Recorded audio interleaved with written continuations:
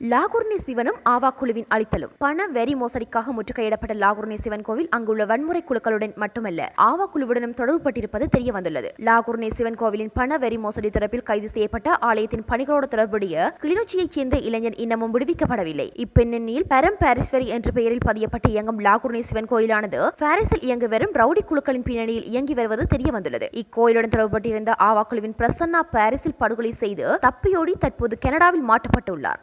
1985களில் பாரிஸில் அட்டகாசங்கள் புரிந்த குழுமாஸ் குழுவின் முக்கிய உறுப்பினரான வட்டிலிங்கம் என்று அழைக்கப்படும் புஷ்பராஜா குமாரசுவாமி லாகுர்னி சிவன் கோயிலின் கணக்காளராகவும் புஷ்பராஜாவின் மனைவியும் குழுமாஸின் சகோதரியுமான மயில்வாகனம் புஷ்பராஜா தவரேஸ்வரி சிவன் கோயிலின் உப தலைவராகவும் செயற்பட்டு வருகிறார்கள். இது இப்படி இருக்க கனடாவில் கைது செய்யப்பட்ட ஆவா குழு பிரான்ஸ் கிளையைச் சேர்ந்த பிரசன்னா நல்லலிங்கமும் லாகுர்னி சிவன் கோயில் நிர்வாகத்துடன் தொடர்புபட்டிருந்ததாக தகவல்கள் தெரிய வருகின்றது. ஒழுங்கமைக்கப்பட்ட குற்றச்செயல்களில் யாழ்ப்பாணத்தில் ஈடுபட்டு வருகின்ற ஆவா குழுவின் பிரான்ஸ் கிளையின் தலைவராக செயற்பட்டு வந்த நபரே சன்னா என்று அழைக்கப்படும் பிரசன்னா நல்லலிங்கம். சன்னா தலைமையில் எல்சி பாய்ஸ் என்ற பெயரில் லாகுர்னியில் இக்குழு இயங்கியது. இக்குழுவின் பெயரில் பிரான்ஸ் தொலைபேசி இலக்கத்துடன் சிவன் கோயிலின் உரிமையாளரான குடும்பி ஜெயா என்று அழைக்கப்படும் வெற்றிவேலு ஜேந்திரனின் தூண்டுதலில் குடும்பியால் பாதிக்கப்பட்ட பெண்களுக்கு மிரட்டல்கள் வந்துள்ளன. சன்னா தலைமையிலான ஆவா குழுவிற்கும் பெரிதொரு ரவுடி குழுவிற்கும் இடையில் ஏற்பட்ட மோதலில் செப்டம்பர் 21 2022 ஆண்டு 2 இளைஞர்கள் வாழ்வெட்டுக்கு இலக்காகி படுகாயமடைந்தனர். அதில் ஒருவர் அபிரான் பாலகிருஷ்ணன் உயிரிழந்தார். பிரசாந்த் குலசேகரம் காயங்களுடன் மருத்துவமனையில் அனுமதிக்கப்பட்டு உயிர் தப்பினார். சன்னா ஏற்கனவே இலங்கையில் இடம்பெற்ற ஒரு கொலைக்காக தேடப்பட்டு வந்த நபராக இருந்திருக்கின்றார். இறுதியாக பாரிஸில் நடத்திய கொலை குற்றத்திற்கான தண்டனையில் இருந்து கனடாவுக்கு தப்பியோடி கியூபெக் மாநிலத்தில் மறைந்து வாழ்ந்து வந்தார். இவரை தற்போது இன்டர்போல் போலீசார் கைது செய்துள்ளனர். விரைவில் கொலை வழக்கு விசாரணைகளுக்காக பிரசன்னா பிரான்ஸ் கொண்டு வரப்பட இருக்கின்றார். பிரான்சில் விசாரணைகள் நடக்கும் போது இவ்வாறான ரவுடி குழுக்களை நிதியுதவி செய்து பின்னணியில் இருந்து இயக்குபவர்கள்